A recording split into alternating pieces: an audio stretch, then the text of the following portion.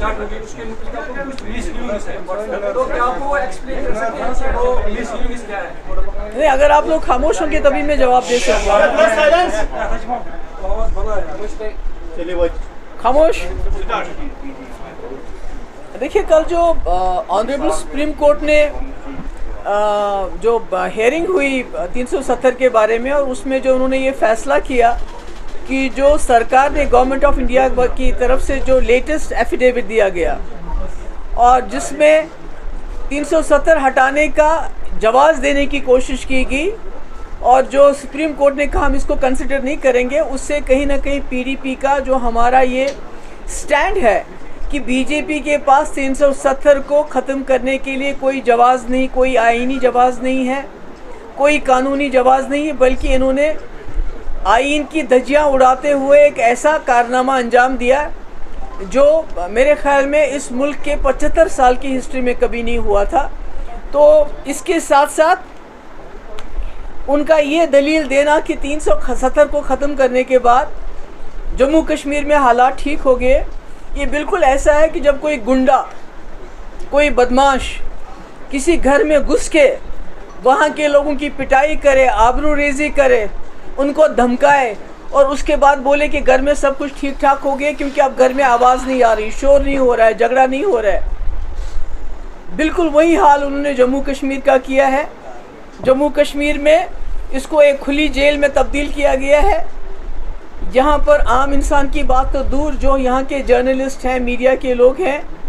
उनको न सिर्फ धमकाया जाता है बल्कि कईयों को यूएपी के अंदर जेल में डाल दिया गया क्योंकि वो अपना फ़र्ज़ अंजाम देते थे। वो मरकज़ी सरकार को आईना दिखाते थे कि जम्मू कश्मीर के हालात क्या हैं।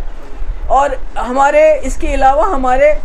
हज़ारों की तादाद में हमारे लोग जेलों में हैं, जिनमें नौजवानों की बहुत बड़ी तादाद के अलावा हमारे जो मजहबी रहनुमा हैं, जिनका मैं कई बार नाम ले चुकी हूँ, बार बार नाम लेने की ज़रूरत नहीं है, जिनको इस वक्त जम्मू के जेल में रखा गया है, जहाँ उनकी जो उनकी उम्र की वजह से और गर्मी की वजह से उनकी तबीयत भी ख़राब हो रही है। और ये सब जो लड़के हैं जिसमें जवान हैं, जम्मू कश्मीर के जेलों के अंदर, जम्मू कश्मीर के जेलों के बाहर हैं, कोई इनका ट्रायल नहीं हो रहा है, कोई कानूनी कार्रवाई नहीं हो रही है, कोई इनकी ज़मानत नहीं हो रही है, बल्कि अगर कोई जाता भी है बड़ी मुश्किल से वहाँ पहुँच जाता है, चाहे हरियाणा हो, चाहे राजस्थान हो, चाहे यूपी हो, तो वहाँ उनको मुलाकात भी नहीं होती है उनकी, और उनके पास कोई ऐसे वसाइल नहीं है। तो ऐसे में ये कहना कि जम्मू कश्मीर में सब कुछ ठीक ठाक है, जम्मू कश्मीर को जिन हालात से इस वक्त गुजरना पड़ता है, आप अखबार खोलिए, एनआईए का रेड, ईडी का रेड, एसआईए का रेड, एसयूआई का रेड, इसके बगैर तो कोई डेवलपमेंट हमें नज़र नहीं आती है। रोज़ छापे पड़ते हैं। तो इतना जुल्म जबर करने के बावजूद सुप्रीम कोर्ट को ये बावर कराने की कोशिश की गई कि 370 के बाद हमने यहाँ सब कुछ ठीक ठाक किया। और मुझे उम्मीद है कि जो हमारे जस्टिस चंद्रचूड़ साहब, चीफ जस्टिस चंद्रचूड़ साहब और उनके साथ जो 200 जज लाए गए, वो भी इसी मकसद से लाए गए यहाँ, ताकि उनको ये दिखाया जाए कि जम्मू कश्मीर में जो कब्रिस्तान की खामोशी है, उनको ये बताया जाए यहाँ सब कुछ ठीक ठाक है। मगर मुझे उम्मीद है कि ये तमाम जज साहिबान बहुत ही दानिशमंद लोग होते हैं, ये लोगों की तकदीरों का फ़ैसला करते हैं। उन्होंने देखा होगा कि पर्दे के पीछे क्या है, जम्मू कश्मीर में असली हालात क्या हैं, किस तरह जो पिछले 4 साल में जब से हमारा केस सुप्रीम कोर्ट में है, उसकी परवाह न करते हुए किस तरह कई कानून लाए गए जिससे हमारी ज़मीनें, हमारी नौकरियां, हमारे वसाइल की लूट मची हुई है। हालांकि कानून ये कहता है कि जब भी कोई केस कोर्ट में हो तब तक उसको जिससे उस दफ़ा पे या उस केस पे असर पड़े, ऐसा कोई फ़ैसला नहीं लेना चाहिए। मगर चूँकि बीजेपी ने कॉन्स्टिट्यूशन को, जुडिशरी को, हर एक चीज़ का जो है उसका मुखालफत करने का बेड़ा उठाया हुआ है, क्योंकि जब पार्लियामेंट में 2019 में कॉन्स्टिट्यूशन को बरतरफ करते, वो कॉन्स्टिट्यूशन जिसने जम्मू कश्मीर के लोगों को 370 अपने आइन के अंदर दिया हुआ है, उन्होंने सुप्रीम कोर्ट की भी उस वक्त धज्जियाँ उड़ा दी, क्योंकि सुप्रीम कोर्ट का अपना फैसला है, एक बार नहीं बल्कि कई बार उन्होंने फैसला किया है। संपत प्रकाश हो, प्रेमनाथ कौल हो, विजय लक्ष्मी झा हो, जहां पर सुप्रीम कोर्ट ने ये कहा कि जम्मू कश्मीर में 370 हटाने का सिर्फ एक तरीका, एक वाहिद तरीका है कि जो जम्मू कश्मीर की कॉन्स्टिट्यूएंट असेंबली है वो रिकमेंड करनी चाहिए प्रेसिडेंट ऑफ इंडिया को कि इसको ख़त्म कर दीजिए। ना तो जम्मू कश्मीर की कॉन्स्टिट्यूएंट असेंबली है, तो किसने रिकमेंड किया, कैसे इन्होंने किया। तो मेरा कहने का मकसद है कि मुझे उम्मीद है कि ऑनरेबल सुप्रीम कोर्ट जब कि हालांकि कुछ खदशात भी हैं, किसी ने मुझसे सवाल पूछा कि पिछले 4 साल से केस की सुनवाई बिल्कुल नहीं हुई, जबकि बड़े ऐसे केसेस सुने गए जिनकी शायद इतनी इमरजेंसी नहीं थी। तो आज कश्मीर के दौरे के यकायक बाद केस की सुनवाई होना और वो भी ये फ़ैसला होना कि 2 अगस्त के बाद रोज़मर्रा इनकी सुनवाई होगी, तो कहीं ना कहीं ये खदशात पैदा होते हैं कि कहीं जो बीजेपी जो जाल बिछाया है उन्होंने पूरी दुनिया को, पहले G20 उसके बाद जजेस को लाया गया जम्मू कश्मीर के कब्रिस्तान की खामोशी दिखाने के लिए, कहीं वो कुछ और तो नहीं, पर्दे के पीछे कुछ और तो नहीं हो रहा है। पर मुझे उम्मीद है जस्टिस चंद्रचूड़ पे, आई थिंक उनकी जो इंटेग्रिटी है वो दैट इज़ अनक्वेश्चनेबल जो हम देख रहे हैं। मुझे उम्मीद है कि जो पास्ट में हुआ है, कई ऐसे फैसले दिए गए जिसमें कॉन्स्टिट्यूशन को बरतरफ करके, कानून को बरतरफ करके सिर्फ आवाम के जज्बात, कलेक्टिव कॉन्शियस को सेटिस्फाई करने के लिए कुछ जजमेंट्स दी गई हैं और उसके बाद वो लोग पार्लियामेंट में पहुंच गए वो जजेस। तो मुझे उम्मीद है कि जस्टिस चंद्रचूड़ जो है वो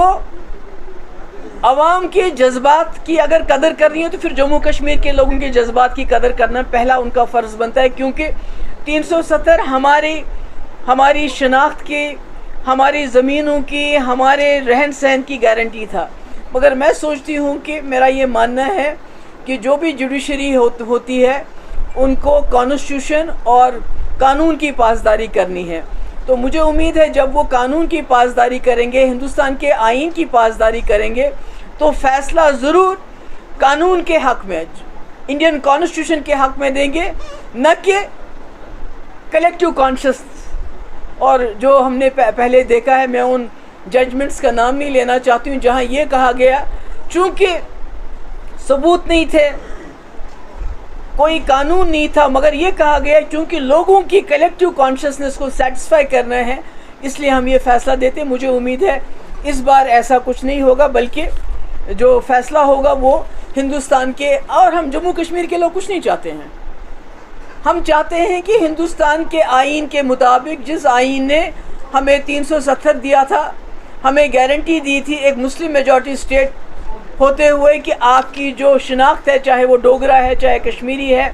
चाहे लद्दाख का बुद्धिस्ट है, उसकी शिनाख्त को बचाने के लिए हम आपको कुछ सेफ गार्ड्स दे रहे हैं, कुछ गारंटीज़ दे रहे हैं। तो जिस तरह बीजेपी ने उन गारंटीज़ को हटा दिया, कॉन्स्टिट्यूशन को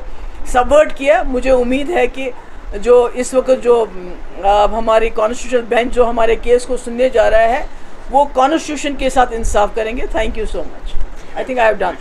जब हमने पास आउट की उमर अब्दुल्ला साहब को, उसने कहा बिल्कुल टेम्परेरी लिखा है, लेकिन ये किस कॉन्टेक्स्ट में बताया? नहीं, मैं आपके सवाल का एक ही जवाब देना चाहता हूं। पूछा गया, उसने कहा जो यूनिफॉर्म सिविल कोड है ये आर्टिकल 370 की तरह नहीं है, उठा दिया। देखिए, मेरे पास न तो जतेंद्र सिंह की कोई दलील की इजाज़त है, न किसी और की। मेरे पास एक ही दलील है कि ऑनरेबल सुप्रीम कोर्ट ने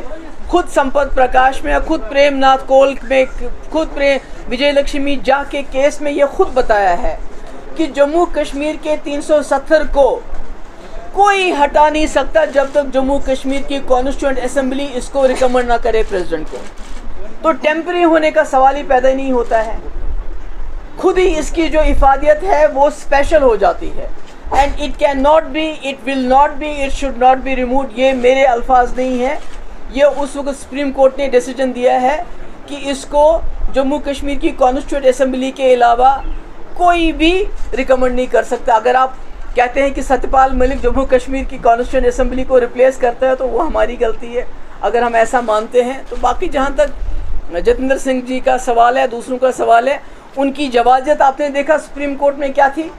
कि 370 के बाद पथराव बंद हो गया। अगर पथराव बंद हो गया तो हमारे हज़ारों नौजवान क्यों हैं जेलों में, हमारे रिलीजियस लीडर क्यों हैं जेलों में, रोज़ हमारे यहाँ छापे क्यों पड़ते हैं, मॉनिटरिंग क्यों होती है, आपने इजराइल का पॉलिसी यहाँ क्यों अपनाई है, आप क्यों कहते हैं कि हम 5 मरला ज़मीन 2 लाख लोगों को देंगे, जबकि कुल 19,047 लोग यहाँ बेघर हैं, किनको दे रहे हैं आप ज़मीन, आप वोटर लिस्ट में 25 लाख लोगों को क्यों ऐड करते हैं। अगर आप इतने सेटिस्फाइड हैं जम्मू कश्मीर की सिचुएशन को लेके, तो फिर ये चोर दरवाज़ों से एंट्री क्यों।